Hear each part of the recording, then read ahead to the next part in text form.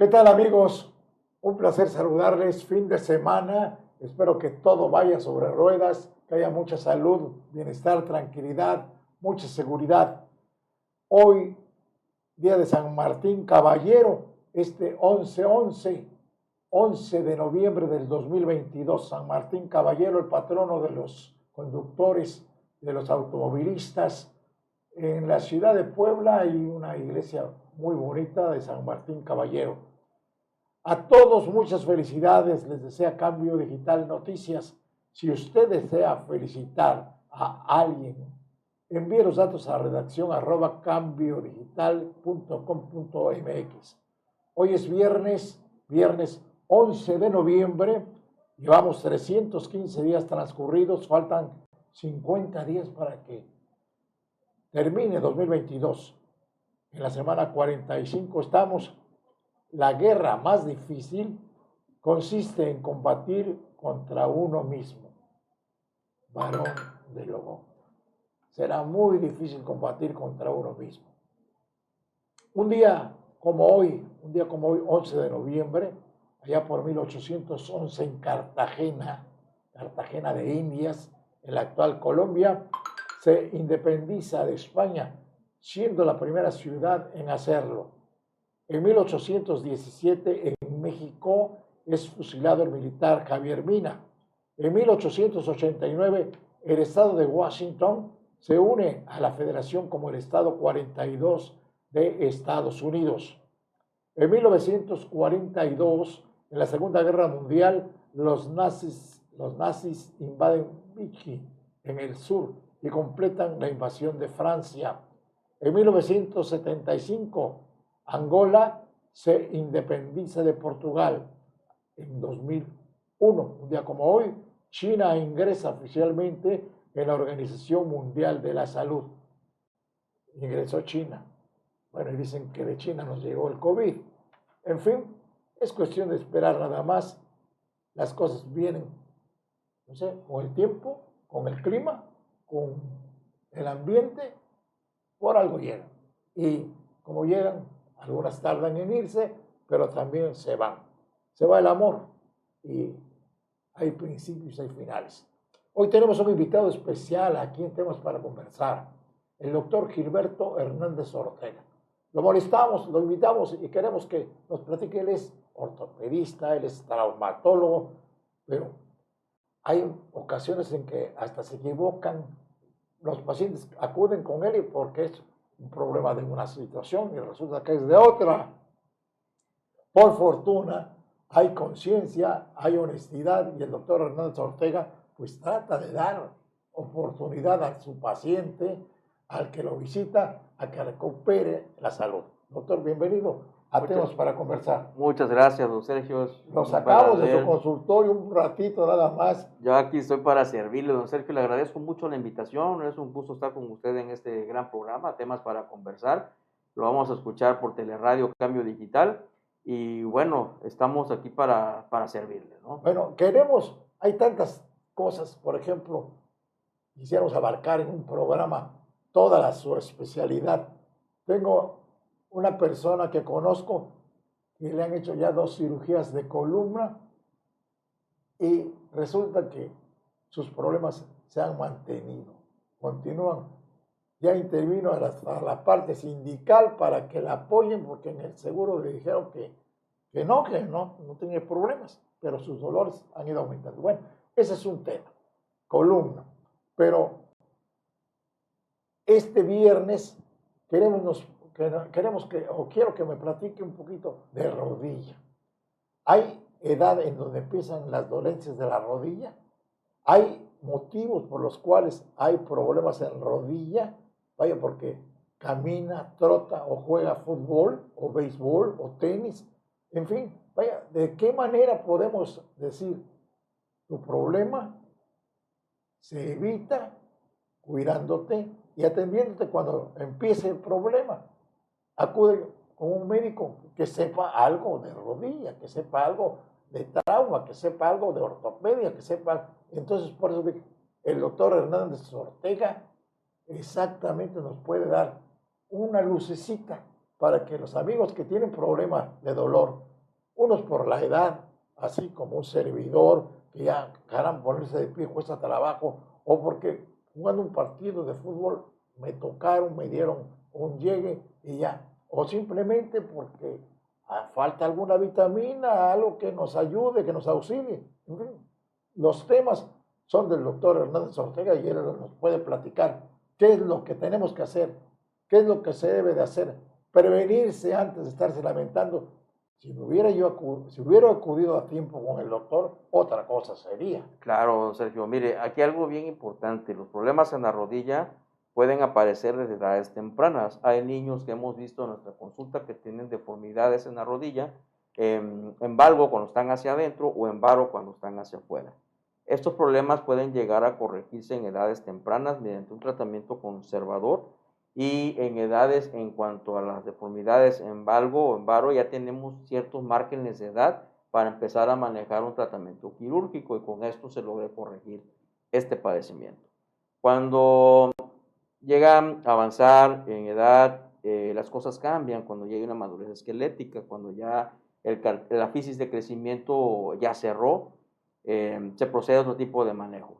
Y también en aquellos pacientes que realizan actividades de alto impacto, que corren, que trotan, que juegan fútbol, que tienen alguna actividad deportiva, la que sea, pero que condicione alto impacto, pueden llegar a lastimar el cartílago de la rodilla. Y aparte pueden llegar a tener otras lesiones en los meniscos, en los ligamentos, principalmente ligamentos cruzados. Estas lesiones llegan a ser muy graves, incluso en algunos casos llegan a requerir un tratamiento quirúrgico. En pacientes de mayor edad, sobre todo cuando existen antecedentes como trabajos con carga, como un aumento de peso corporal, el cartílago se va desgastando, va teniendo algunos cambios que van a llegar a requerir desde un tratamiento médico conservador, con medicamentos, rehabilitación, etcétera. Y en el peor de los casos, en una etapa avanzada, pues van a llegar a requerir una cirugía. Y los cambios, por ejemplo, hasta, no sé, se cambia una rótula. Hay tratamientos para el desgaste de la rótula que puede ser de una artroscopía, en el cual si hay digamos, lateralización de la misma, la rótula al momento que realiza movimientos de flexión, extensión, la rótula se va desgastando el cartílago. Entonces lo que tratamos de hacer es centralizarla mediante una cirugía y a la vez el cartílago que está lastimado, empezamos a hacer una limpieza de ese cartílago que se empieza a fragmentar y hacemos algo que se llama condroplastía. Con un equipo que tenemos que se llama artroscopía, la técnica, el equipo para la misma se puede utilizar para hacer una condroplastía. El cartílago se le da un tratamiento para que pueda tardar un poquito más de tiempo sin dolor la paciente. Otro de los problemas que he escuchado en transmisiones deportivas, sobre todo en el soccer, en el fútbol, es meniscos. Ya se lesionó los meniscos. Y veo que algunos le piensan mucho, inclusive hace muchos años alguien iba a cirugías a Toluca o iban a cirugías a Guadalajara, pero está aquí el doctor Hernández Ortega. Los meniscos tienen solución, sí, tienen arreglo, sí, se claro, corrigen. Sí, los meniscos son unas estructuras fibrocartilaginosas que funcionan como amortiguadores de la carga en la rodilla. Es muy común que puedan lesionarse y puedan tener desgarros en alguna parte de la estructura del mismo. Para cuando existen estos desgarros, pues pueden ocasionar dolor, limitación para la función. Los pacientes manifiestan esa limitación para caminar por el mismo dolor que llegan a presentar. Tienen tratamiento, efectivamente, se pueden realizar estos mismos tratamientos a través de una técnica, como hemos comentado hace un ratito, para la rótula, también para los meniscos, que se llama artroscopía. Es un procedimiento de mínima invasión, son heridas pequeñas y permiten una recuperación más rápida, menos dolor en el paciente, menos estancia intrahospitalaria. A través de esta técnica se puede realizar una remodelación del menisco o realizar una reparación del mismo. Existen algunos tipos de suturas que se utilizan para poderlos reparar vía artroscópica. Ya una vez que se recuperan de la cirugía, permanecen hospitalizados 24 horas, se dan de alta a su casa y a las 2 semanas lo estamos enviando a una clínica de rehabilitación para fortalecimiento muscular y para mejorar la movilidad. Pero todos los pacientes en las primeras 24 horas de posoperado, si es una lesión única la que se trató, que sea del puro menisco, se procede a realizar ejercicios de flexión, extensión, y esto es con la finalidad de iniciar una rehabilitación temprana. Es bien importante en los pacientes que tengan una rehabilitación en las primeras horas o primer día de estancia hospitalaria para que la rodilla tenga un mejor pronóstico. Hablando de los ligamentos que mencionó hace un momentito, también que son cruzamiento. Los ligamentos existen en la rodilla, ligamento colateral, es un ligamento colateral externo, está en la parte lateral de la rodilla, que evita la desviación de la misma hacia afuera. Y un ligamento colateral interno, que está en la parte interna, válgase la redundancia, que evita que se vaya hacia adentro de la misma. Y ligamento cruzado anterior y ligamento cruzado posterior son las estructuras principales en la rodilla. Cruzado se dice porque tiene dos haces, anteromedial y posterolateral. Cuando uno de ellos se desgarra, eso basta para que exista una inestabilidad de la rodilla. Si es el anterior, es una inestabilidad anterior, y si es posterior, es una inestabilidad posterior. Eso quiere decir que el ligamento cruzado anterior evita que se deslice la tibia hacia adelante cuando realizan la actividad de los pacientes. Doctor Hernández Ortega, Gilberto Hernández Ortega, en la actualidad es poco el tiempo en que se debe de hospitalizar un paciente que debe de ser intervenido, o todavía, porque antes era un tratamiento de 15 días, actualmente se puede hacer en otro sistema de cirugía. Sí, actualmente la medicina ha ido cambiando, se maneja esta técnica de microinvasión que se llama artroscopía. Ya hay muchos años que se ha estado realizando y se ha ido perfeccionando día con día. Actualmente el usarla nos permite a nosotros que el paciente tenga una recuperación más rápida. Son cirugías estéticas, digamos, que permiten menos estancia intrahospitalaria, menos dolor, menos inflamación, menos limitación. Esto ha ido cambiando favorablemente y cada día ha ido aumentando el porcentaje de probabilidad de éxito en los pacientes. El detalle para que sea localizado el doctor Gilberto Hernández Ortega, hoy está en Temas para Conversar, el Cambio Digital TV, pero algún teléfono que usted pueda proporcionarnos para que alguien que está escuchando, que caramba, pues aquí está un buen remedio, el doctor me puede checar, me puede observar, me puede inspeccionar, me puede corregir lo que tenga, lo que me esté fallando. No puedo caminar, me duele mi pierna, mi rodilla.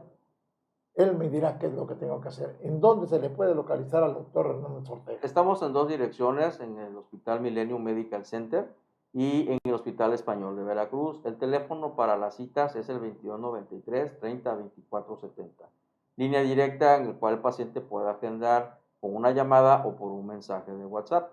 Y estamos en redes sociales, Facebook como dr.Gilberto Hernández Ortega, en el Instagram como @dr.Gilberto Hernández Ortega, a través de los cuales pueden revisar los temas que hemos estado dando de interés y también pueden agendar una cita.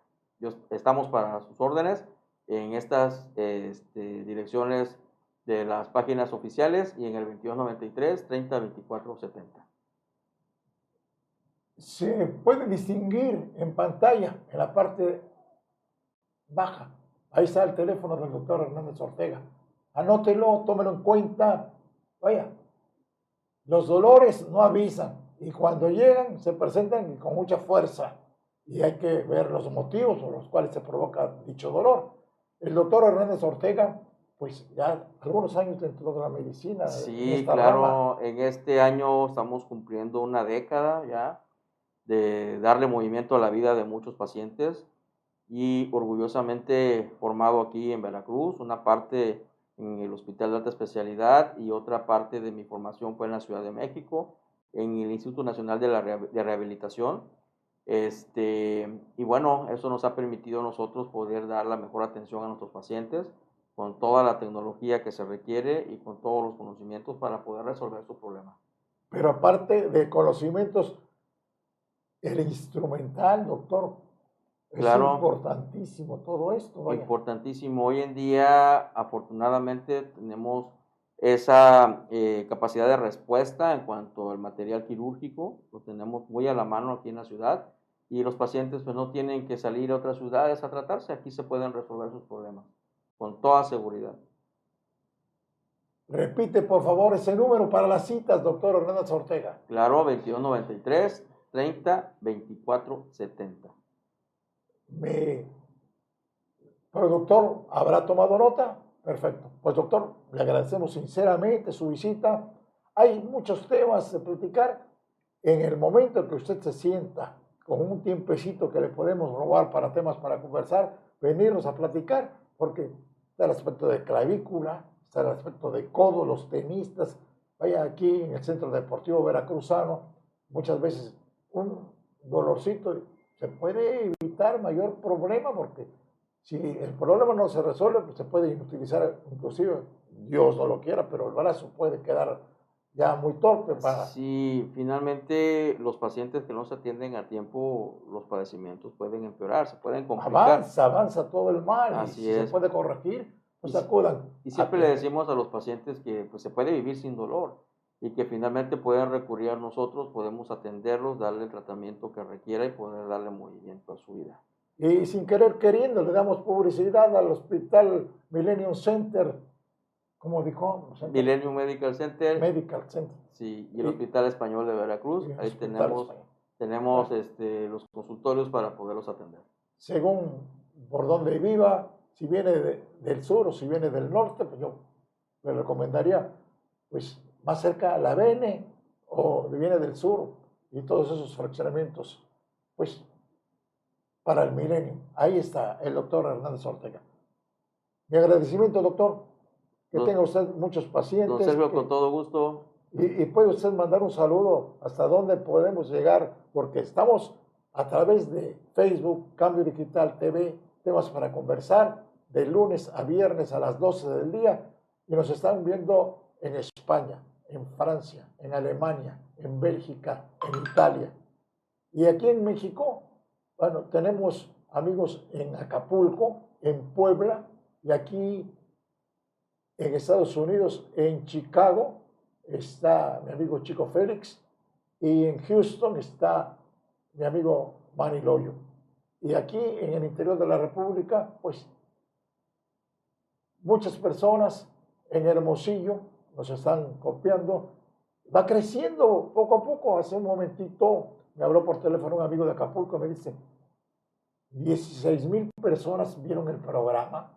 Bueno, me llena de júbilo, de alegría, que les gusta el fondo que está allá en la bahía de Veracruz, con ese edificio que pertenece todavía a Pemex, aunque toda la periferia sea de la Secretaría de Marina Armada de México, pero estamos aquí en Antón de Alaminos 236, entre Paseo de las Américas a Paseo de las Jacarandas. Gracias, doctor, que tenga usted una semana llena de éxito y que su medicina siga progresiva. Muchas gracias, don Sergio. También quiero enviar un saludo a todas las personas que nos están escuchando y viendo a través de su programa. Esperemos que cualquier cosa que pueda suceder en su salud nos puedan llamar al 2193 30 24 70. Hacemos una pausa, no se vayan, no me cambien.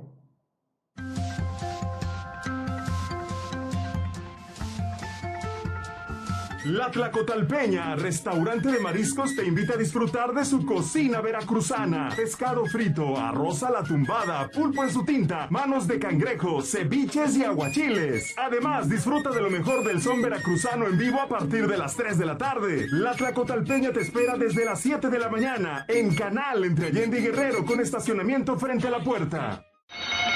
Audiencia pública. El tremendo juez de la tremenda corte va a resolver un tremendo caso. Buenas noches, secretario. Escucha a través de teleradiocambiodigital.com todos los días a Tres Patines, a partir de las 9 de la mañana. Como siempre. ¿Y del vaso? Como siempre. Ya acabó de preguntar. La Cantinita de Lara te invita a disfrutar de viernes a domingo las mejores noches de son veracruzano y son cubano. A partir de las 6 de la tarde, con pregoneros del recuerdo e invitados. Damas, entrada gratis de 6 a 8 de la noche. Ambiente 100% veracruzano. La Cantinita de Lara, cocina de barrio y antojería. Canal entre Allende y Guerrero. Estacionamiento frente a la puerta. Saludos paisanos veracruzanos radicados más allá de nuestras fronteras. Mantente conectado con tu tierra a través de teleradiocambiodigital.com todo el día contigo, transmitiendo las 24 horas del día desde Boca del Río, Veracruz, República de México.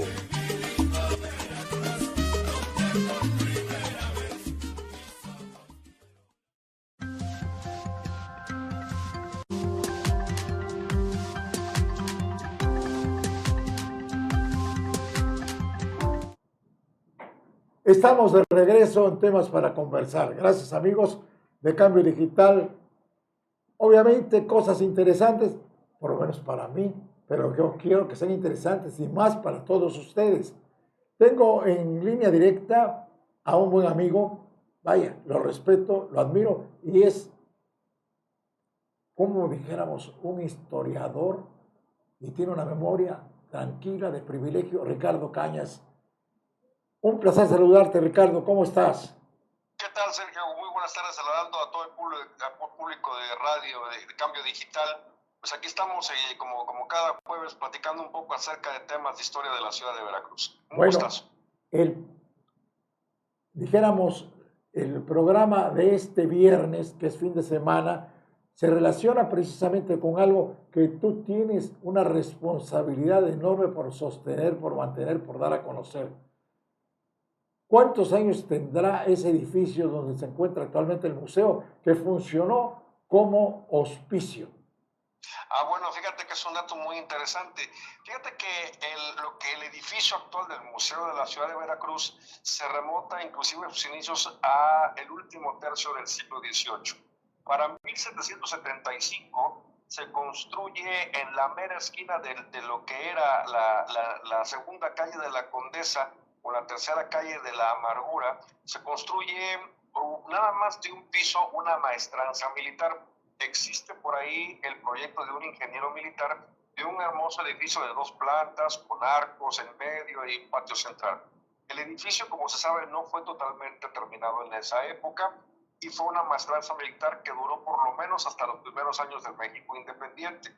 Posteriormente el edificio fue abandonado y cayó en manos del Ayuntamiento de Veracruz. Para 1852 existió un grupo de personas que se hacían llamar la Junta de Caridad. La Junta de Caridad estaba representada principalmente por 2 personajes muy conocidos en el Veracruz de esa época, don Ildefonso Ricardo Estrada y don Manuel Gutiérrez Zamora, el coronel Manuel Gutiérrez Zamora, que inclusive también había sido un empresario, era comerciante de la ciudad de Veracruz.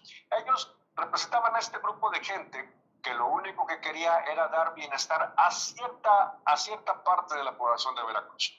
Ellos envían un documento al ayuntamiento solicitando que se les entregue el edificio que había ocupado la antigua maestranza militar, con la finalidad de hacer en ese sitio un hogar, una casa para la población menesterosa de la ciudad de Veracruz. Entonces, el ayuntamiento se los entrega en comodato y se ponen a trabajar 9 largos años en los cuales, bueno, el gobierno, ni el federal, ni el estatal, ni el municipal les dio dinero. Pero la aduana de Veracruz destinó el 2% del impuesto de avería, es decir, del impuesto de las mercancías de importación, el 2%, que era una cantidad considerable, lo destinó para la construcción o la culminación del edificio que albergaría al hospicio de la ciudad.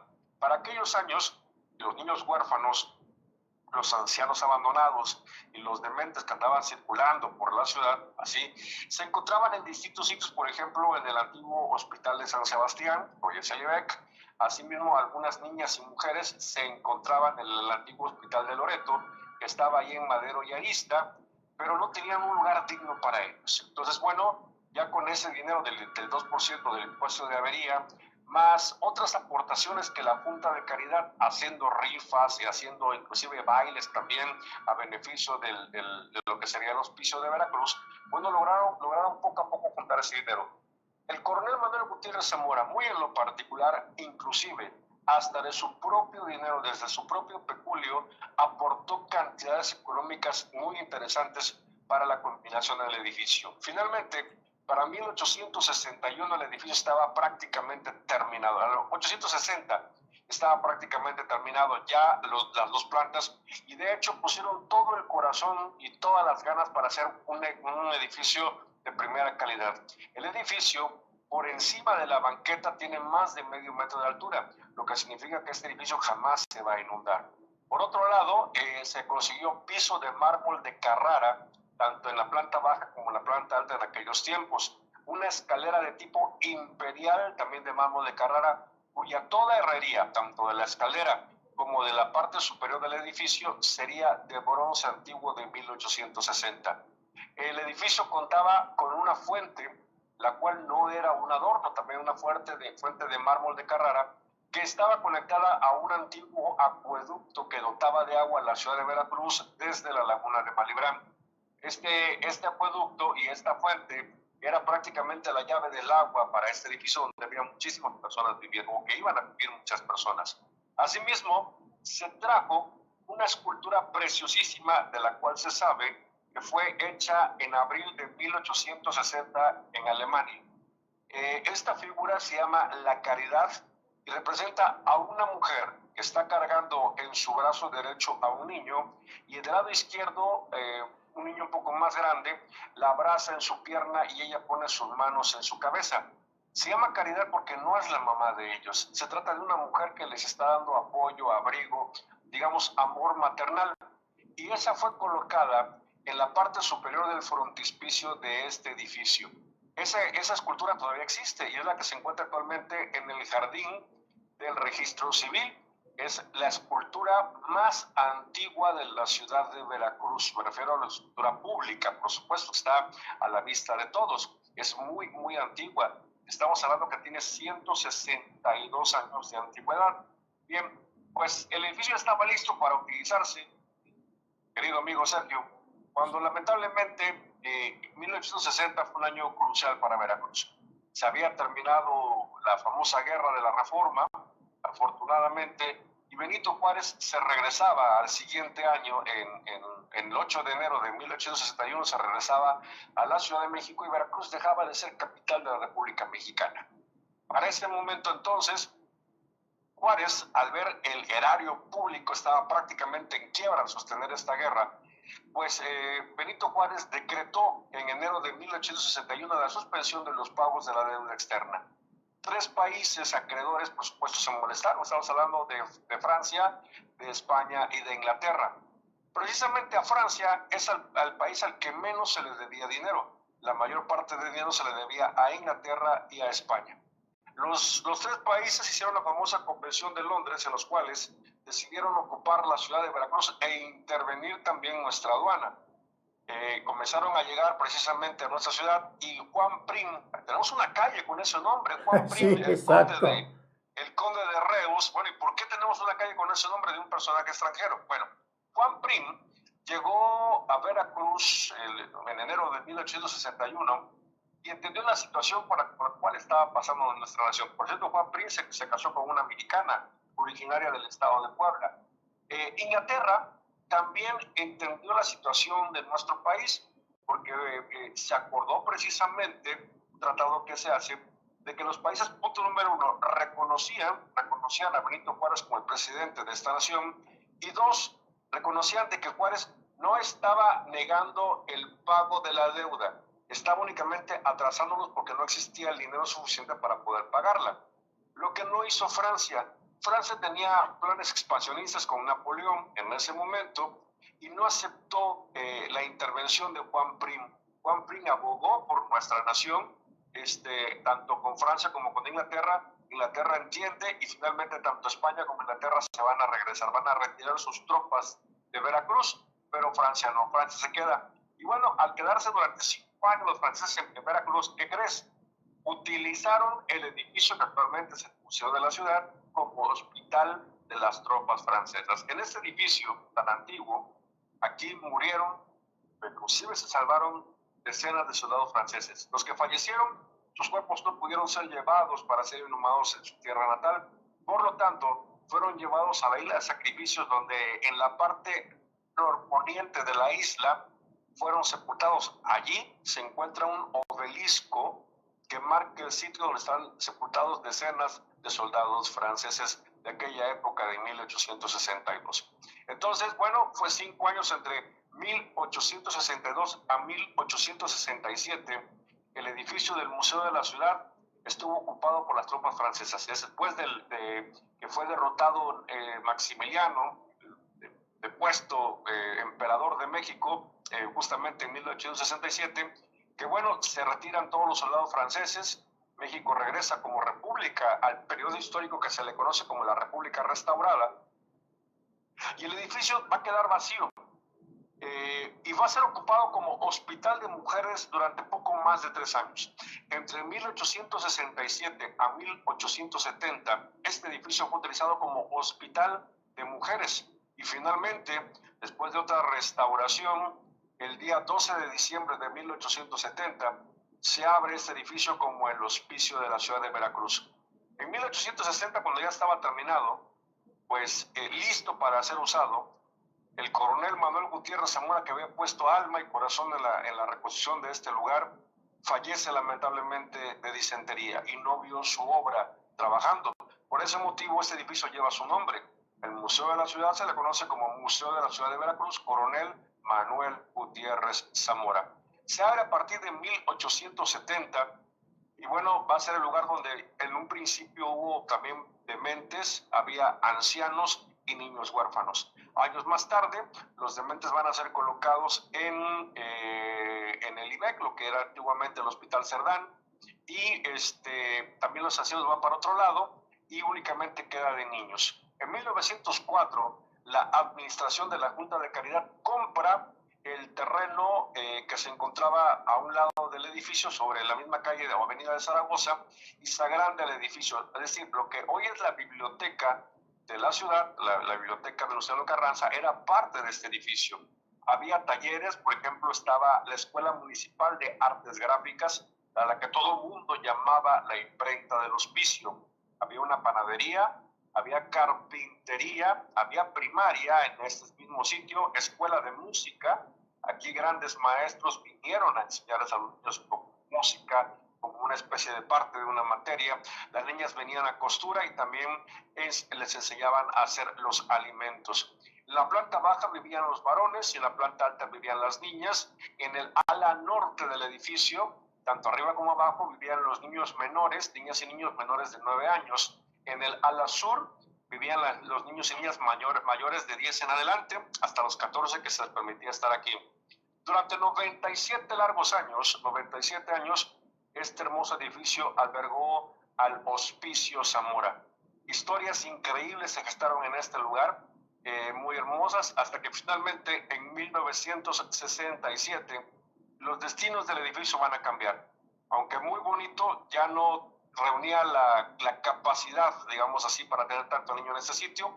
Tenía ya el edificio algunos problemas estructurales debido al paso del tiempo. Es un edificio que estaba construido de mampostería, pero principalmente de piedra múcara, y precisamente el gobierno del estado en aquella época decide llevarse el Hospicio Zamora a un lugar más amplio, con mejores instalaciones, y ya no con el nombre de hospicio, la palabra hospicio muy fría, por cierto, se le cambia el nombre a Casa Hogar Manuel Gutiérrez Zamora en 1967, lugar que hoy todavía en el 67, la zona donde hoy se encuentra pertenecía al municipio de Veracruz. Al siguiente año, 1968, va a cambiar la distribución geográfica de los municipios y Veracruz pierde varias hectáreas ahí y Boca del Río gana hectáreas, y esa parte de lo que es el fraccionamiento Costa Verde queda dentro del municipio de Boca del Río.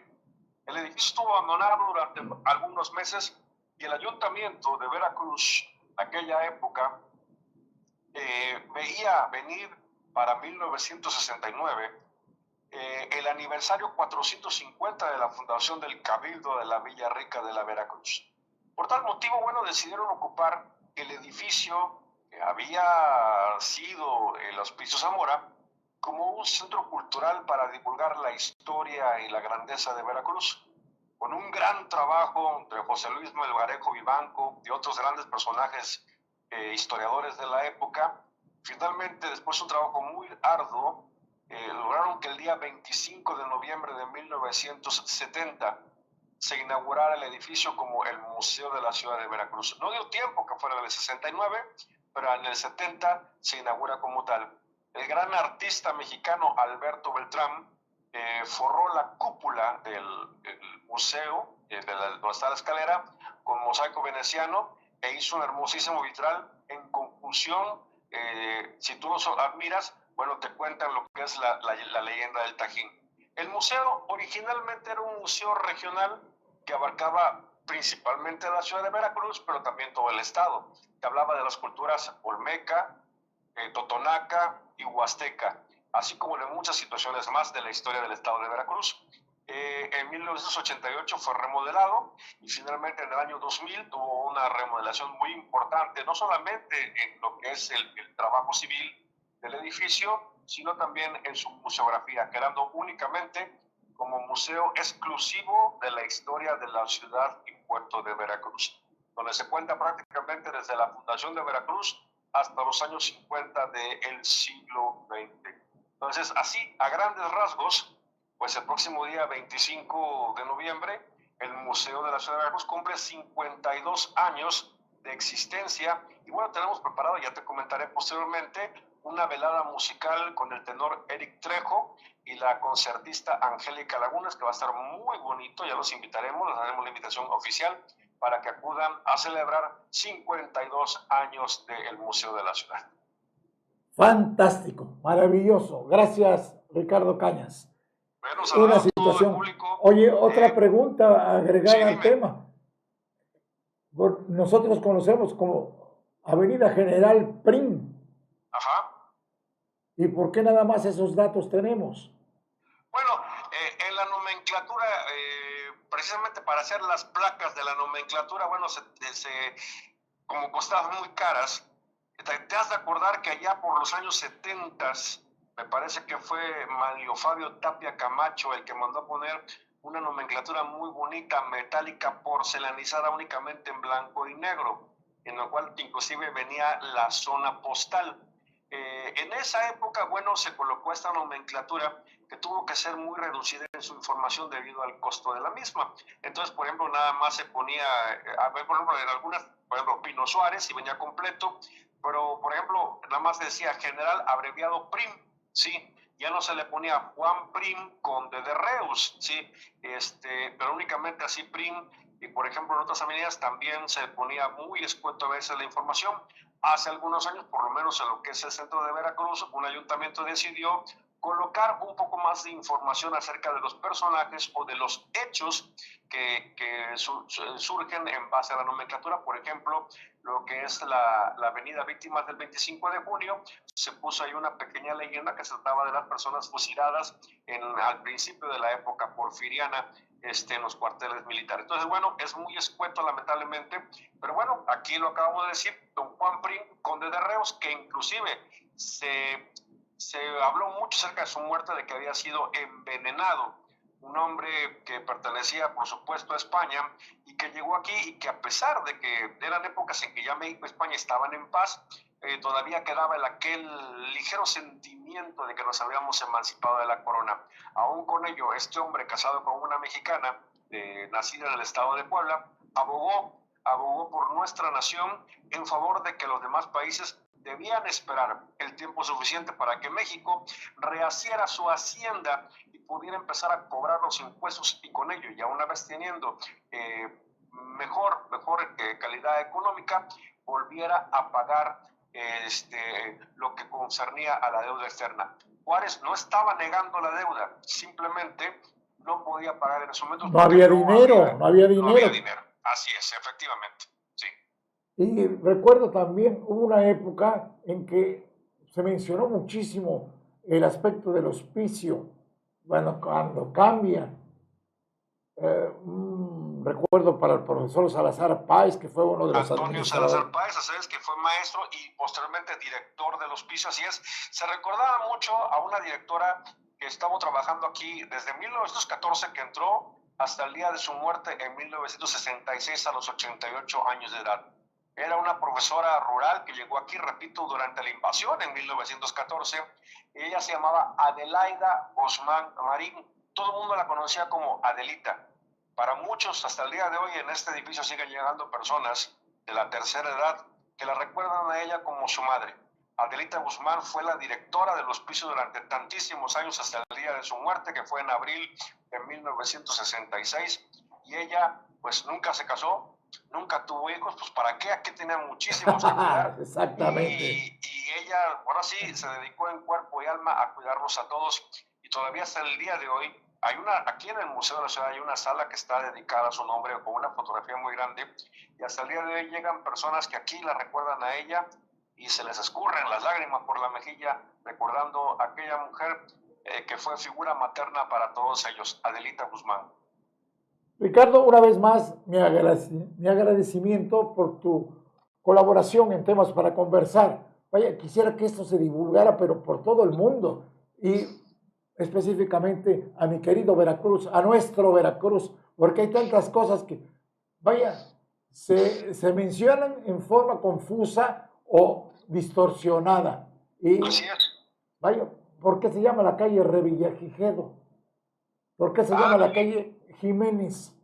Jiménez, Revillagigedo. Bueno, Revillagigedo, ¿qué te parece si la próxima semana platicamos un poco acerca de las calles? El conde de Revillagigedo fue virrey, tanto su padre como el hijo. En este caso, el que lleva el nombre de esta avenida es el hijo.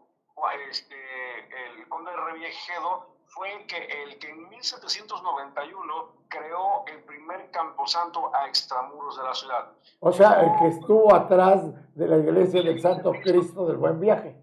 Exactamente, así es, Sergio. Entonces, este hombre implementó, no nada más en Veracruz, sino en muchas partes de México, medidas sanitarias para evitar las enfermedades. Antes de terminar mi participación, Sergio Morales Ortiz, quiero enviarte los saludos de la licenciada Dominga Cobos Olmos, que es tu admiradora desde hace muchos años, que te escuchaba siempre en radio.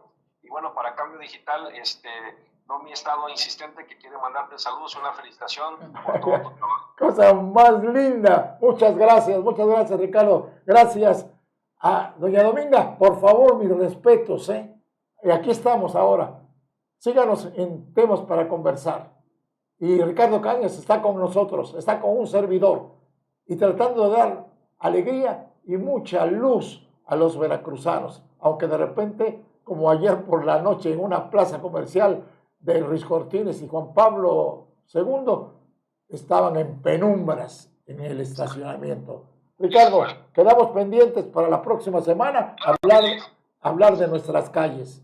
Claro que sí. Un abrazo, gracias. Un abrazo, muy buenas tardes, hasta luego. Mensajes, regresamos. La Cantinita de Lara te invita a disfrutar de viernes a domingo las mejores noches de son veracruzano y son cubano. A partir de las 6 de la tarde, con pregoneros del recuerdo e invitados. Damas, entrada gratis de 6 a 8 de la noche. Ambiente 100% veracruzano. La Cantinita de Lara, cocina de barrio y antojería. Canal entre Allende y Guerrero. Estacionamiento frente a la puerta.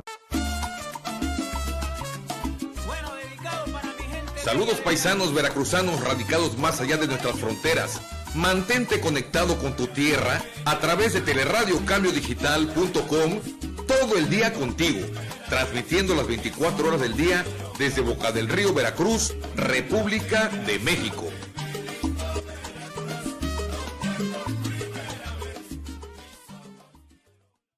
La Tlacotalpeña, restaurante de mariscos, te invita a disfrutar de su cocina veracruzana. Pescado frito, arroz a la tumbada, pulpo en su tinta, manos de cangrejo, ceviches y aguachiles. Además, disfruta de lo mejor del son veracruzano en vivo a partir de las 3 de la tarde. La Tlacotalpeña te espera desde las 7 de la mañana en Canal entre Allende y Guerrero con estacionamiento frente a la puerta. Estás escuchando teleradiocambiodigital.com. Todo el día contigo, transmitiendo desde Antón de Alaminos 236 en el Fraccionamiento Virginia en Boca del Río, Veracruz, República de México.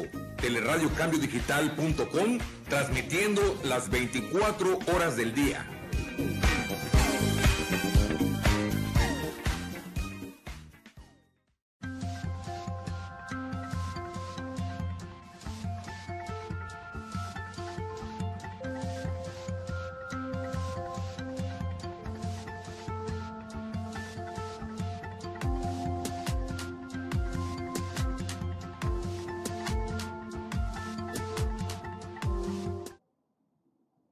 Bien, gracias. Temas para conversar. Ahora la presencia de Julio César Torres Enríquez.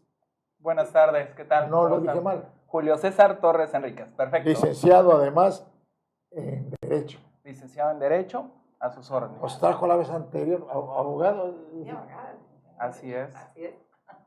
Bueno, pues vaya, es que me dicen, yo soy licenciado, tengo licencia para conducir, tengo licencia para transmitir por parte de la Secretaría de Comunicaciones y Transportes, mi autorización 4375.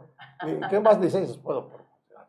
Bueno, Julio César Torres Enríquez. La vez anterior habló sobre la ley Olimpia, pero hay un tema muy interesante. Violencia. Violencia intrafamiliar. Intrafamiliar. Así es, don Sergio. ¿Cómo inicia, cómo comienza, cómo principia? ¿Y cómo puede terminar? Ahí está la clave. ¿Cómo puede terminar? ¿Y qué hacer en este caso? Además, Claro ¿no? que sí. Que es importante. Buenas Bueno, tardes. y aquí, por favor, disculpas mil. Jacqueline Moncada y el segundo apellido se me escapó. Sandoval. Sandoval, por ¿Qué favor. tal? Muy buenas tardes. Buenas Maestra, tardes, maestra. licenciado. Buenas Buenas ¿Cuántas tardes, generaciones? buenas Gracias. ¿Tres o Buenas cuatro? tardes. Algunas. Bueno, es que el detalle. Hace un momentito estuvo una maestra también conmigo que llegó a ser directora de una escuela. Ahí se jubiló. Y me comentó que se encontró con su maestra de cuarto año de primaria. Y se tomaron las fotos. Y fue una reunión por motivo del cumpleaños de esta maestra. Entonces, me gustaría que todos, me incluyo, tuviéramos oportunidad de recordar el nombre de algún maestro que tuvimos en primaria, en secundaria, en fin, de alguna manera. Bueno, Pero, yo tengo mucho contacto con mi maestra de kinder. ¿Qué tal? ¿Qué decimos, verdad?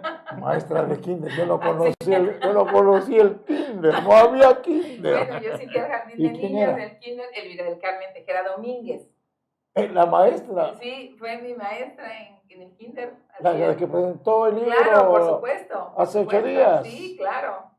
Fantástico, que todo estuvo bien, me imagino, ¿no? Sí, por Habrá supuesto. cuestión. Y se convirtió en mi madrina. ¿Qué tal? Va caminando la situación. Julio César Torres Enríquez. Bienvenido, licenciado. Gracias, a sus órdenes. Pues Buenas puede tardes. platicar cómo empieza, cómo Bueno, cree que comienza. primero tenemos que saber qué es violencia intrafamiliar. La violencia intrafamiliar es toda aquella acción que se lleva violencia dentro de nuestro núcleo familiar, que está afectando a la familia directamente. Es aquel tipo de violencia que puede ser psicológica, emocional, sexual y emocional, ¿ok? Va incluido en todos estos temas. Desafortunadamente, los vivimos muchas personas lo viven día a día, constantemente, y no se dan cuenta que están teniendo ese tipo de violencia, ¿ok? Entonces podemos decir que violencia es aquel maltrato que se da dentro del núcleo familiar, ¿ok? Y afortunadamente, pues bueno, hay muchas formas de erradicarlo, pero también tenemos que saber que si no actuamos de una forma inmediata, puede generarse hasta en un feminicidio, puede generarse en un homicidio, pueden generarse muchísimas cosas. No, pues, ¿Okay? Los datos que nos llegan son 250 homicidios diariamente en este país. Claro. Desafortunadamente. Pero aquí, ¿cómo la identificamos, Bueno, licenciado? ¿cómo lo vamos a identificamos identificar? la Cuando ya violencia? se está generando algún maltrato físico, existe violencia de pareja, cuando las personas que decidieron formar una familia, ahora se está agrediendo emocionalmente, económicamente, pero también Psicológicamente y psicológicamente. también. Desafortunadamente, la violencia intrafamiliar es más radicada a las mujeres, ¿ok? Y el hombre la radica de una manera en todos los aspectos, pero sobre todo psicológicamente, ¿no? Hace sentir a la mujer que no vale si no es él, que no tiene... Ejerce el poder. Ejerce el poder sobre así la mujer, ¿ok? En sí, la violencia intrafamiliar se ha venido manejando más ahorita a las mujeres, a las personas que llevan el hogar, las que viven dentro del hogar, porque el hombre, pues bueno, se va a trabajar, pero cuando regresa o llega de mal humor o algo no le pareció y está insultando, maltratando, subajando a la mujer, ¿ok? Pero también manejan el castigo económico o hasta a veces el abuso sexual dentro del matrimonio, ¿ok? Entonces hay que prevenir todo ese tipo de acciones. Incluso violencia también es cuando no se habla. Así es, el no claro. hablarle a una persona, eso también es una violencia. Sí, El efectivamente. no hablarse. El no hablarse es violencia, por supuesto. Sí, dice uno, es que te estoy ignorando, violencia pero psicológica. no es que te esté ignorando, Claro. simplemente estás ejerciendo a la persona, pues no me interesa contigo tener ningún contacto, no me interesa hablar con esa persona. Entonces, se minimiza. así es. Entonces, hablar de violencia intrafamiliar es hablar, híjole, lo que decíamos al inicio de la plática, desde el hogar, desde la educación, desde ahí inicia, ¿ok? Porque mandamos a los hijos a que se educan en la escuela, los hijos no se pueden educar en la escuela, se educan en casa también. Ahí es donde que los comienza. valores son en casa. En casa. Entonces, si el niño ve que el papá es maltratador, no quiere decir que vaya a repetir ese patrón, pero está aprendiendo a Pero que con muchas veces lo hace. Así es. Porque que es con, lo que conocen. Así es, dice, mi papá le pega a las mujeres, pues yo Y hoy le eso pego a la lo ve como compañerita. normal. Así es, Así efectivamente. Entonces, Veracruz se enfrenta a uno de los principales puntos más importantes de violencia, tanto Digo, que tenemos voy una fiscalía. a interrumpirlo. El tema es muy interesante. Violencia intrafamiliar. Pero ¿cómo le haremos comprender, con todo el respeto, porque yo con lo que admiro de la creación de Dios es a la mujer, cómo le haremos comprender a la mujer cuál es el papel que debe de tomar? Porque yo en varias ocasiones he visto que están golpeando a una mujer, me he detenido y toco el claxon y déjenla de pegar. Y voltea a la dama y dice, usted no se meta porque es mi marido y me puede hacer lo que él quiera. Ay, Dios mío. Pero ahí pensamos, a ver, ¿qué tanto autoestima, cómo está la autoestima de esa mujer? Si permite que le griten, que la golpeen, que no le hablen, que no le den dinero, digo, cuando hay una en familia, pues entonces está permitiendo el maltrato y el maltrato yo quisiera inicia evitarlo. desde el momento de la autoestima de esa mujer. Tenemos que tener algo muy, muy importante. Desde el momento en que nosotros estamos viendo que alguien está agrediendo a otra persona, y así sea su marido o no sea su marido, nosotros tenemos moralmente, pero también judicialmente, tenemos la obligación de apoyar a esa persona. A veces no lo hacemos porque no sabemos si el otro trae un arma, trae un machete, lo que traiga que nos pueda agredir, ¿sí? Pero también nosotros, si lo vemos y no actuamos de cierta manera, podemos caer en una complicidad, de cierta manera, si estamos viendo ese tipo de delitos. Lo que pasa es que, pues bueno, no te metas porque, pues, pégame, golpéame, pero no me dejes. Están acostumbradas muchas personas así. Sí, no puede es ser lo así, triste. ¿eh? Me pegas y de ahí me pegas y de ahí comemos, o comemos y de ahí me pegas. Así Por es. favor. Licenciado, pero aquí legalmente, ¿de qué manera puede una mujer defenderse legalmente de una situación similar? Okay. O sea, porque ¿qué debe de hacer la mujer en ese caso cuando es golpeada o es agredida sexualmente o psicológicamente? Vejada, incluso. Tiene que acudir a la fiscalía. Aquí en Veracruz, el Jiménez Sur, tenemos una fiscalía especializada contra delitos sexuales y la familia. Correcto. Sí, ahí los pueden atender. Nuevamente les voy a decir, hay fiscales, pero la ventaja es que son especialistas en esa área, en esa materia familiar. No vamos a llegar a victimizarnos más, sino que vamos a contar con el apoyo de los fiscales para poder hacer eso. Acudir, levantar nuestra denuncia de hechos, decir, me está pasando esto, mi marido, mi pareja, mi concubino, ¿sí? Mi hijo, mi hija también me está maltratando. Correcto. Porque la violencia no se da nada más por pareja, no. La violencia también se da de los hijos a los padres y de los padres también a los hijos, ¿ok? Entonces, te podemos acudir a la fiscalía, levantar nuestra denuncia de hechos, nuestra denuncia de la violencia que estamos llevando a cabo y posteriormente se harán La policía de investigación realizará todas las periciales, todo lo que se deba de realizar la investigación y acudir para que manden a llamar a esta persona. Ojo, es una forma muy importante que podemos prevenir antes de que eso pueda desenlazarse en en algo muy grave. Claro. Prontamente pregunto, ¿existe hoy en día confianza en ir a presentar la denuncia, la demanda en esas oficinas de Jiménez Sur con personal que está con una disponibilidad de auxiliarnos? Sí, afortunadamente Bravo. yo he tenido muchas veces que acudir a la fiscalía por varias personas, varios clientes, desafortunadamente el 90% mujeres, y nos hemos encontrado con la disposición. Algo muy importante es que están muy humanizados en ese tema, ¿ok? De atender a la mujer, de no victimizarla, decirle, como llegas a alguna fiscalía anteriormente, decía, no, pues si su marido si es que mi marido se fue o al rato regresa, le decían casi los fiscales, perdónelo, no pasa nada, es cuestiones de familia, ¿no? Exactamente. O justificar una violación de un marido a una esposa. Sí, te decían, es tu esposa, no pasa nada y es obligación. Eso minimizan la agresión de esa mujer. No, nuestro Código Penal tiene especificado muchísimos factores que protegen a la mujer. También tenemos la ley de género de la mujer, la ley de libre violencia de la mujer. Y mujeres están trabajando también. Y las mujeres están mujeres, trabajando, ¿ok? Hay mujeres que están trabajando para cuidar a las mujeres, pero también tenemos que reconocer que desafortunadamente esta pandemia trajo a que salieran los monstruos del hogar, Sí. y se incrementó la violencia intrafamiliar fatal. Digo, no salieron del hogar. Estaban en el hogar. Sí. Sí. Oiga, Claro. una inquietud. Hace un momentito me pareció escuchar que usted ha acudido, dijéramos, apoyando a personas afectadas a esa fiscalía. Así es. O sea que en este momento que nos están escuchando en temas para conversar, sí pueden acudir con Julio César Torres Claro, Enríquez. claro que sí. ¿En dónde lo Bueno, localizamos? les voy a ¿En dar qué mi teléfono, es 2299-191622. Acudan con nosotros, nosotros los podemos asesorar, los podemos llevar de la mano, porque no nomás es decir voy a presentar una denuncia, sino acudir y terminar el proceso, porque lo que vamos a hacer es protegerlas a ustedes, pero también protegerlas a sus hijos, porque no sabemos si la persona es demasiado violenta y esto va a generar algún otro tipo de hechos. Nosotros las vamos a proteger a ustedes, a su familia, y si es necesario llegar hasta la última consecuencia de la detención de esa persona, lo vamos a hacer.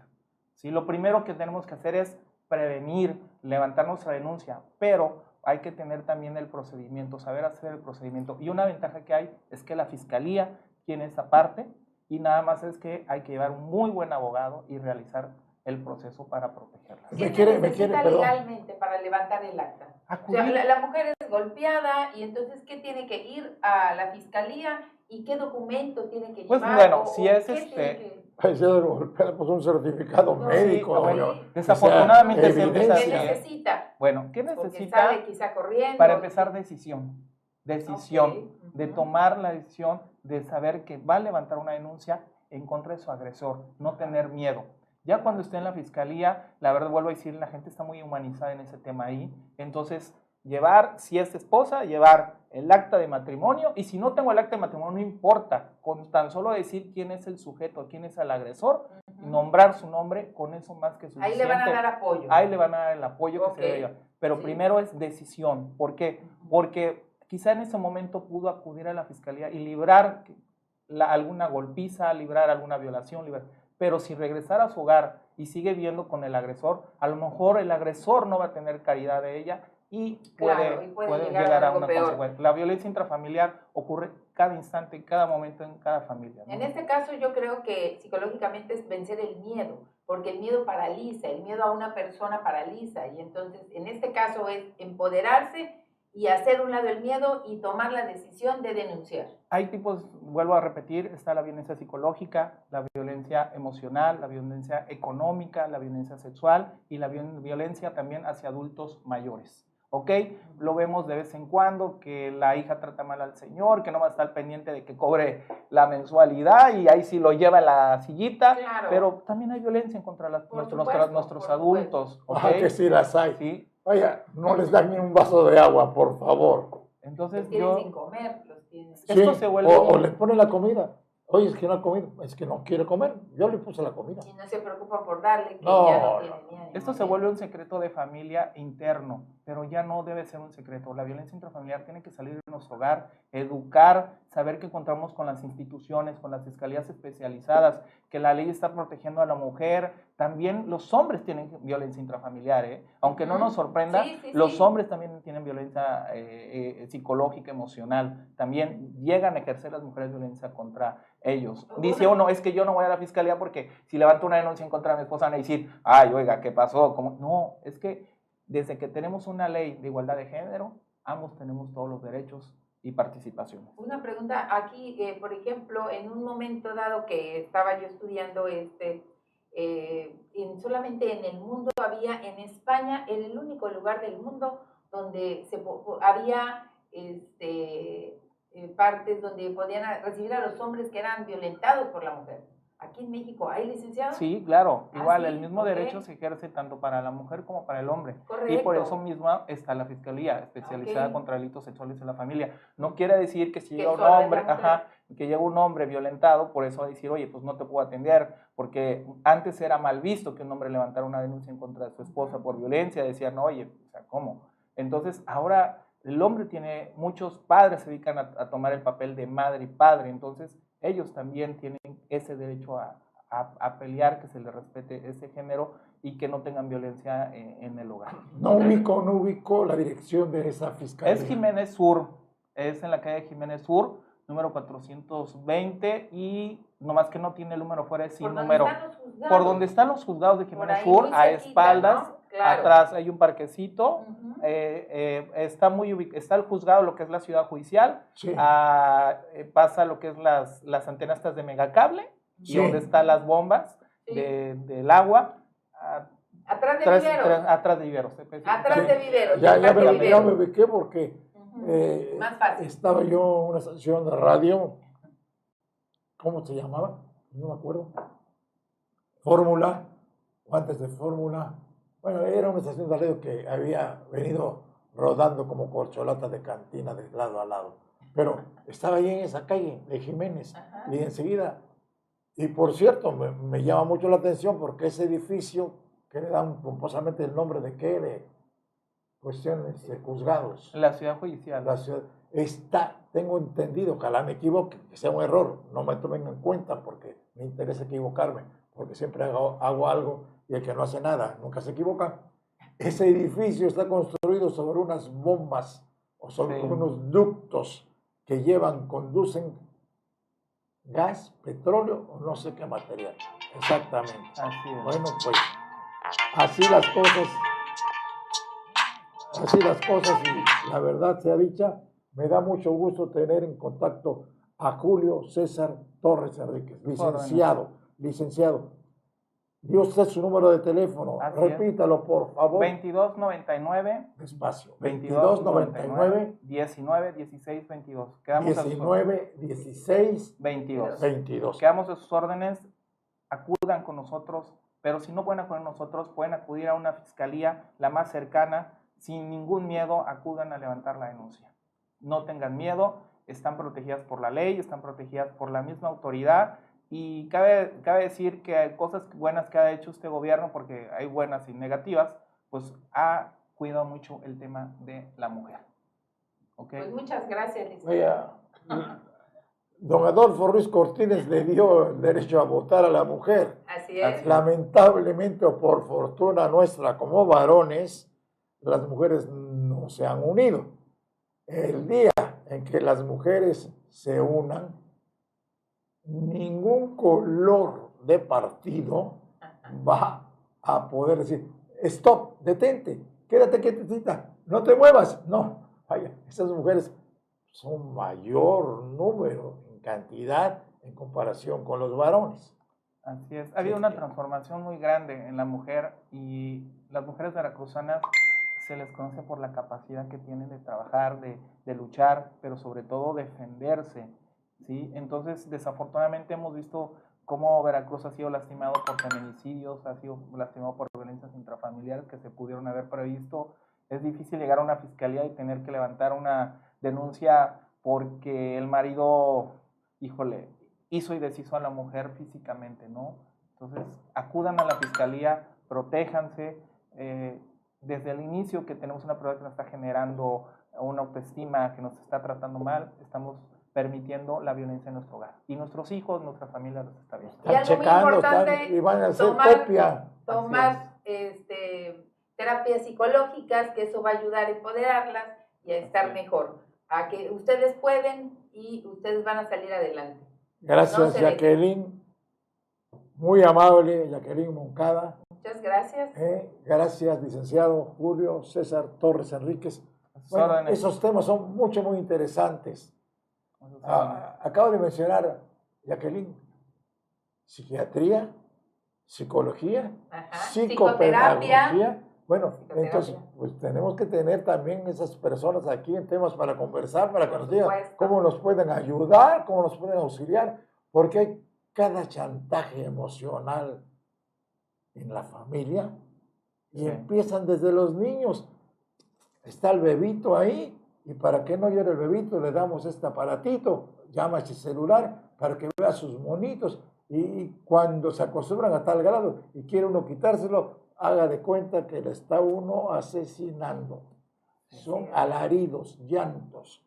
O sea que ese es un primer error. Luego llegan todos y a través de esto no hay comunicación en la familia por piedad. Ayer leía yo una nota de intoxicados en el ilustre Instituto Veracruzano por unas pastillas.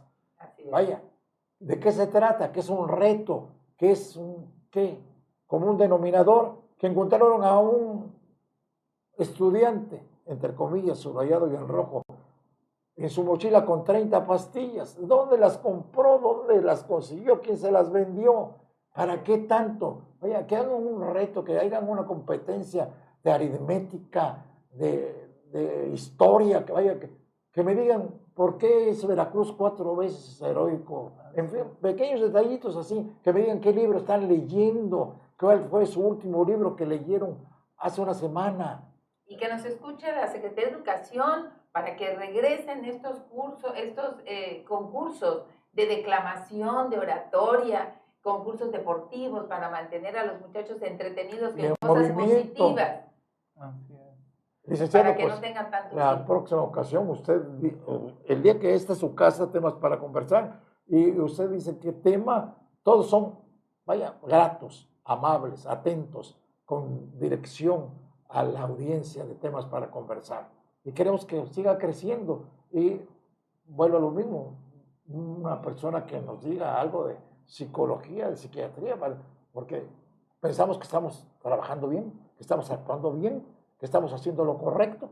No. El tema es muy grande. La cuestión de violencia intrafamiliar trae todos esos temas, porque no nomás es la parte jurídica, trabajarla. La parte jurídica es muy tensa y muy fuerte y muy delicada, porque desde que una persona toma la decisión de levantar una denuncia y salirse de su agresor, no sabemos cómo va a actuar el agresor, pero también hay que sanar esa parte psicológica, ¿ok? Esa parte de que el daño que generó el agresor. Tanto hay que cuidarla emocionalmente, que hay que sanar como la parte jurídica, porque ambas partes tienen que ir de la mano, porque si vas a resolver la parte jurídica para que tu cliente, la persona que estás representando, tenga una estabilidad para toda su vida, pero también la parte psicológica también tiene que trabajarse. Entonces las partes tienen que ir de la mano, la fiscalía tiene esas partes ¿También tiene apoyo psicológico? Claro que sí, tiene apoyo psicológico. Y el apartado que puedo ver también aquí, si ya presenté la denuncia, y para no tener un temor de que terminando esta junta, esta reunión, esta diligencia, voy a tener represalias, claro, deben de fijar o se fija, porque tengo entendido que no se acerque a determinada distancia de mí esa persona. Fijan medidas cautelares, ¿ok? Las medidas cautelares son lo que va a prevenir, lo que me va a proteger. En este caso se puede solicitar ante un juez o el mismo fiscal, si ve la apresura, una orden de restricción hacia la persona que te está agrediendo, ¿ok? Entonces sí hay cómo proteger. A ver, ya salí de levantar mi denuncia, ¿qué voy a hacer? Que esta persona no esté fuera de mi hogar y me esté esperando, ¿ok? Aquí hay una orden de restricción, no te acercas a mí, ¿ok? Sí, para que la persona agredida se sienta más en confianza. Es que habemos Darle cada el apoyo. descarado, cada cínico, cada gandalla, cada sinvergüenza, que para qué les digo otros calificativos. Licenciado, muy amable, Jacqueline. Muchas Gracias. gracias. Buenas tardes. El lunes a las 12 los espero en Temas para Conversar. La producción de Jorge Velázquez. Muchísimas gracias. Felices vacaciones allá en el Copto. Les saluda un servidor, Sergio Morales Ortiz. Por favor, traten de ser felices.